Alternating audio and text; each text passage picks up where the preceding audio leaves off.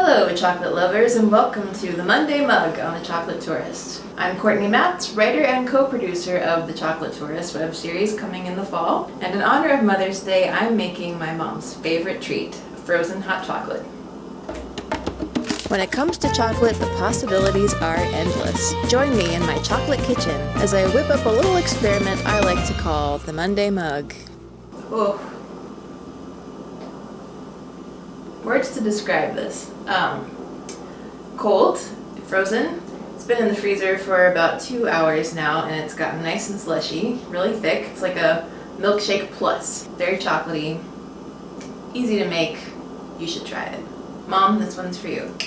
So this weekend I got to go down to Venice Beach, which if you've never heard of Venice Beach, it has quite a reputation for being quirky and a colorful place for people watching. Oh yeah, and you'll see the ocean as well. While we're down there, just a few minutes away, is a lovely bean-to-bar chocolate manufacturer called Choco Vivo. And they specialize in stone-ground chocolate made from the beans right there on site. So if you're in the Los Angeles area, I invite you to check them out. If you're not, watch the video, read the blog, and pass it along.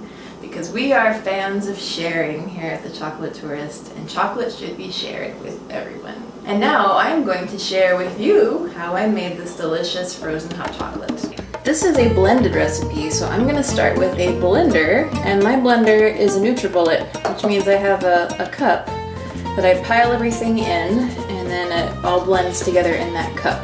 So the thing about a NutriBullet is the blender apparatus goes on the top. So I'm going to build my recipe from the bottom up, which means the things that are harder to blend will go on top, so they'll be close to the blade.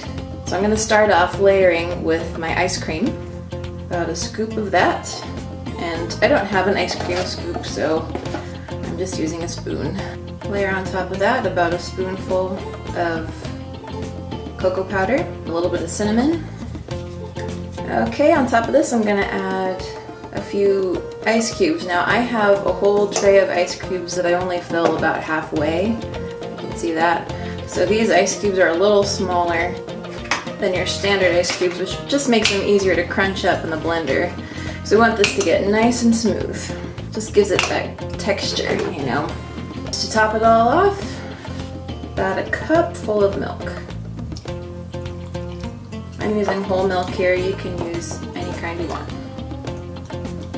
That's a good estimate. I'm going to screw on my blades. I love this little guy. Put this on top, make the notches match, and press. I'm just going to pulse this. Everything rattling around in there. Shake it up. Put it back on. Alright, that's sounding nice and blended. Pour. Yeah.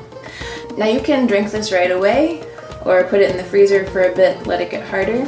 In any case, I recommend a garnish just to make it fancy. And a little cinnamon on top. Voila! Enjoy your hot day with a frozen chocolate treat, and let it be a happy Mother's Day all week long.